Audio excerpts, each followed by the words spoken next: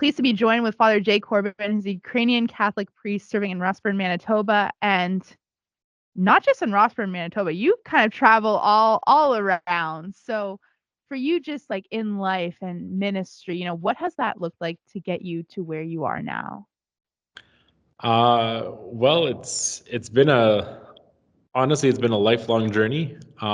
People often ask me, when did I decide to be a priest and things like this, and most people have these aha moments, these conversion moments that that make them want to be part of that. But for me, it started when I was a young kid.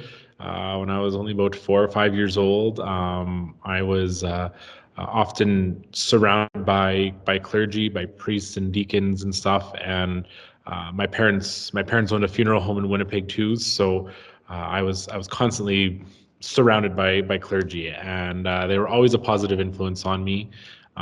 And because of that, when I was young, I kind of followed that, right? I always used to joke that normal kids, they like to play house or play doctor or school or something like this, and often at home you could find me playing church, playing priest and stuff like that. So it from there it just blossomed. It was always a constant. I sometimes had other aspirations and stuff here and there to be different things, but it always kept coming back to the priesthood. So yeah, after high school, I started studying at University of Winnipeg, and from there I was able to attain my bachelor's degree with major in geography and in philosophy, which philosophy is a major component of becoming a priest. You need a lot of those a lot of those credits there. And then after I graduated from there, I moved out to Ottawa, Ontario, where our Ukrainian Catholic seminary used to be. It's now in Edmonton, but at the time it was in Ottawa.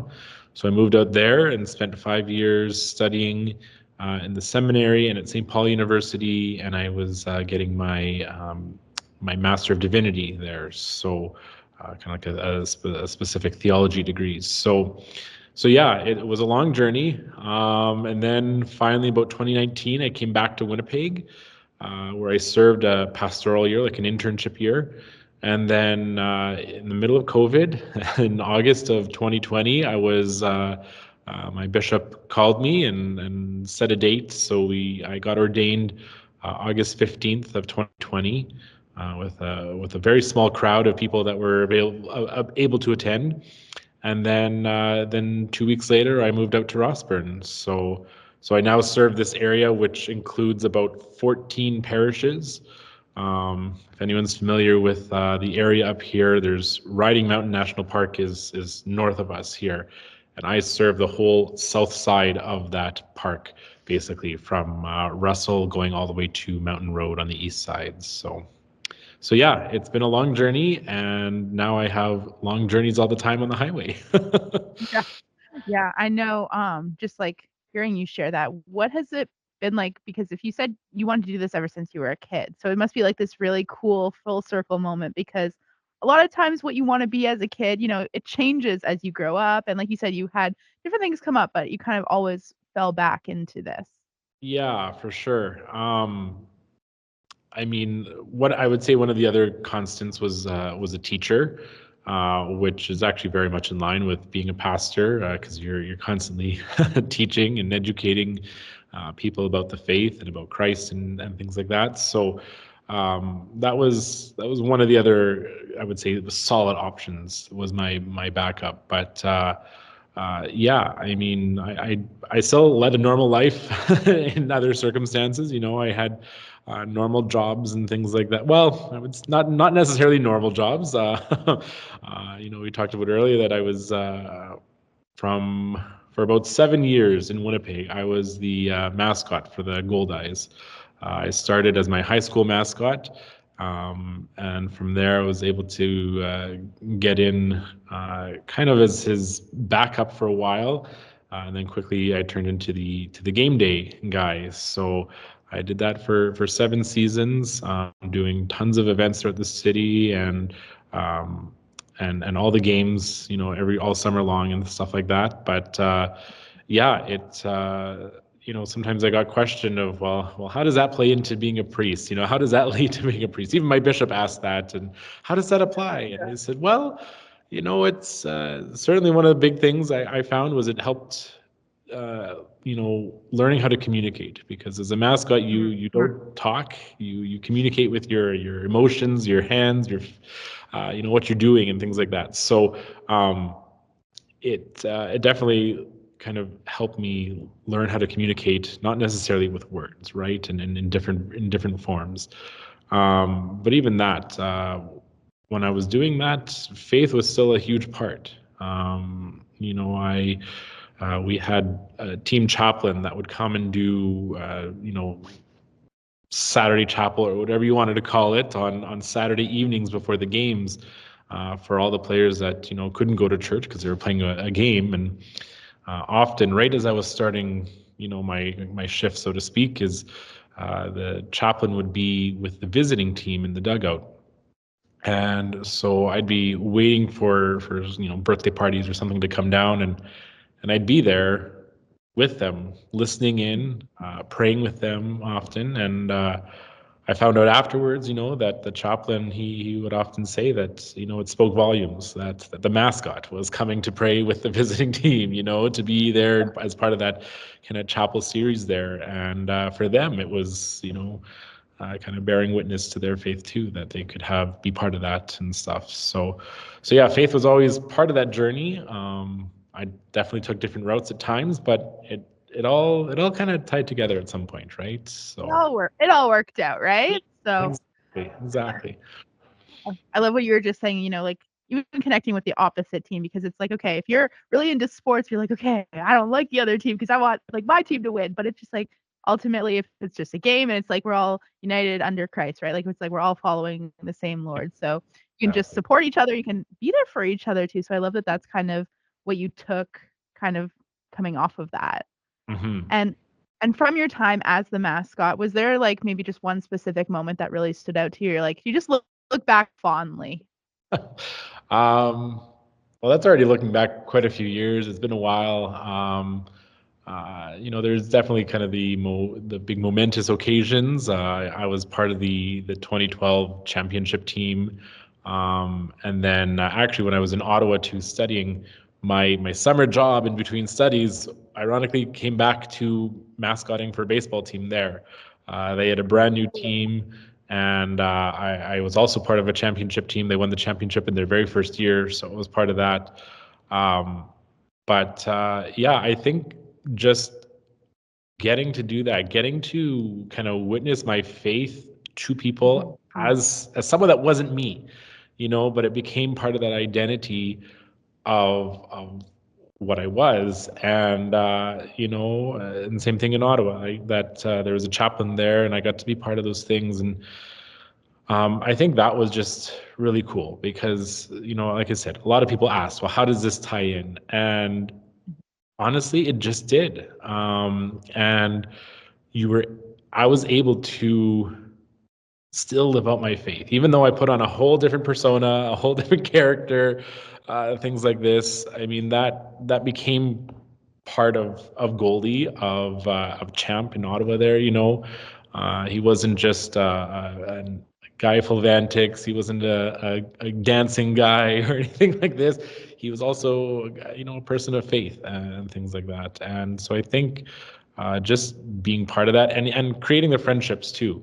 There's a couple players that I knew from the Goldeyes that were quite strong in their faith, in their Christian faith, and I still see them today. I see their families that they've grown over the years and stuff like that, and how their faith was a big part of their lives too. And so I think being able to just hold on to those connections all these years later, I think that's one of the cool things for me.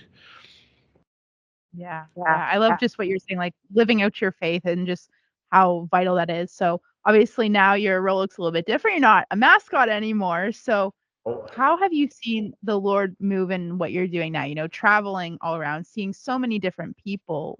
What's he doing with where you're at now? Um, he's doing lots. He's definitely doing lots. Like this is a pretty big area. I think I mapped it out once, and it's about 4,000 square kilometers or something like that that I serve. Like I said, about 14 parishes. Um, we're in an interesting time because our churches are shrinking, right? I mean, a lot of churches, not just Ukrainian Catholic churches, a lot of them are starting to shrink in certain aspects and stuff like that. But for us out here, it's not just a matter of we're losing members or something like that, but it's also just the demographic of the towns that we live in, right? The towns are getting smaller themselves, and so it's definitely I've been presented with a unique challenge because I had an incredible predecessor. He kind of definitely paved the way for me. He was here for 10 years, and he was the first married priest that ever served this area. They never had a family out here before, so he kind of broke the ice for me, which was great. And he did a lot of amazing things. He definitely revived a lot of things. And so when I got here, I'm kind of picking that up, picking up where he left off, and trying to go forward. And it's a unique challenge because you're fighting not just people that are leaving the church, but also shrinking demographics of these communities. And so you have to think outside the box. You have to be creative with what you're doing, how you do ministry, how you approach ministry. Recently, I've been involved with a program called Kickstart. It's based on divine renovation, which was established out in New Brunswick by a Roman Catholic priest, and it's all focused on reviving churches and making them vibrant parishes again. And so I've been with another cohort of other Ukrainian Catholic priests from across the country, and we've been working on that. How do we change our culture and stuff in a church so that we not just grow, but that we become vibrant communities, right? And it is. I think one of the biggest things for me is just my presence in these communities. I'm not secluded in my house or in my church or whatever, but I'm involved as much as I can. As much as my time allows. Like I said, I do have a family. My wife, she's an EA at the school, and I've got 3 kids that are under the age of 7. And so I'm involved, with things like that at the school.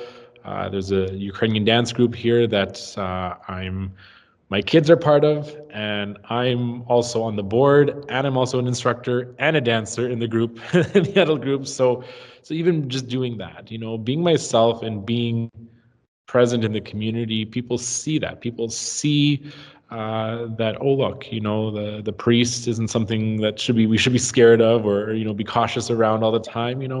He's one of us. He's one of the people, and so I think, yeah, God has put me here, allowing me to be myself and giving me an incredible challenge to just find new ways to do ministry to keep our churches alive especially in our area. So Mm, absolutely. And how do you project the future of the Ukrainian Catholic Church? Talking about wanting to grow, but, just here in Manitoba, for example, what can people get excited about, to see it grow and flourish and thrive like you were just saying? Hmm. Um, well, certainly over the last year and a bit, we've seen growth in a lot of the parishes because of the war in Ukraine and all the recent arrivals of people fleeing Ukraine right now. So that definitely has boosted a lot of our parishes. I know in Winnipeg there's a lot that have been boosted up because of that specifically. Myself out here, we have a one town that's kind of become a hub of Ukrainian arrivals. But unfortunately for us, not all of them are Catholics. So we've only kind of retained about one large family, um, but that's okay, because for me, as much as we are the Ukrainian Catholic Church, my goal, my emphasis in my ministry is that we are a church for everyone, right? Like all churches should be. We have our roots from Ukraine. Our roots come from that church, but we're not just a closed club for Ukrainians, right? And so I am. I think that if any church can remember that, can shift their focus from kind of looking inwards at themselves to outwards to everyone. Yeah, parishes can grow, they can remain vibrant, and they can keep going strong for many years. But sometimes we lose our focus on that, right? And that can be our to the detriment of our communities, right? So I think that the church in general, and specifically the Ukrainian Catholic Church, we have a bright future. There are youth, there are people there, but we need to embrace that and embrace our greater communities, right? And know that we are here to serve people of God, not people of God who are Ukrainian or come from Ukraine or speak Ukrainian, things like that. So, the more open we can be, I think the better off we will get. So. Absolutely. We're all the body of Christ. So I love that you're just kind of talking about that. So if somebody wants to, just follow along with what you guys are doing in Rossburn and really all around, like you were saying, 4,000 square kilometers, where's the best place for them to find more information? Well, we have a website. It's rossburnugcc.ca, and you can also use that and find our Facebook page. I'm active there, and even if they just search my name on Facebook, they can find me and send me a message or whatever. But yeah, I'm all around on the social media and everything, so I'm pretty easy to find that way. But yeah.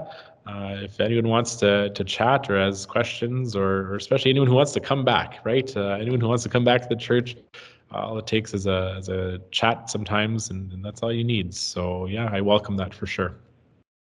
Absolutely. Well, Father Jay, thank you so much for joining us today and just sharing about what the Lord's doing in your life and your journey into ministry as a whole. No problem. Thank you for having me. It's been a pleasure, and I look forward to seeing more what CHBN has in store for our faith. Right, you guys do an amazing work, and I hope it continues well into the future.